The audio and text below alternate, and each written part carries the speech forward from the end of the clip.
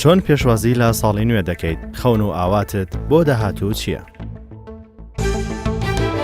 ساڵی 2017 ناخۆشترین ساڵ بوو گەلی کورد. هیوادارم ساڵی داواتر تا خۆشترین ساڵ بوو گەلی کورد. 2017 وەڵا ساڵێکی ناخۆش بوو.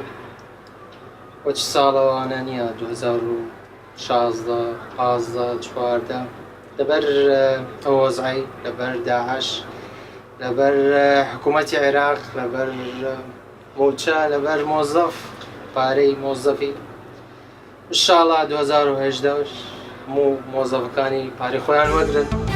ئینشاڵڵا ساڵی 2018 دەبێتە ساڵەشی ئاشتەوایی و کۆمەڵایەتی بۆ خەڵکی کوردستان. خەڵکی کوردستان لە ساڵی 2017 غەمگین بوو، بەڕاستی زۆر نەهامەتیمان بەسەر هات. ئینشاڵڵا ساڵی 2018 دەبێتە ساڵێکی ئاشتی و تەبایی و خۆشی و ساڵی نوێ لە هەموو کوردێکی بەشەڕەف پیرۆز دەکەم. هیوادارم ساڵی نوێ بیتە مایە شانازی، مای دەستپێکی هەموو تاک و سیاسەکانی کورد.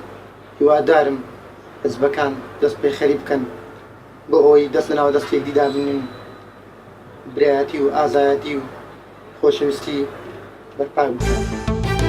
حەزەکەمە ملەتە دایم لە بەرەو خەل لە ناوخۆشی بێت، بەرەو پێشەوە بڕوە، هیچ ئاژاوە نەمێنە ناوخۆیان، ئەم کێشەیە نەمێنە هیچ، چونکە ئەم ملەتە زۆر ناخۆشی دی.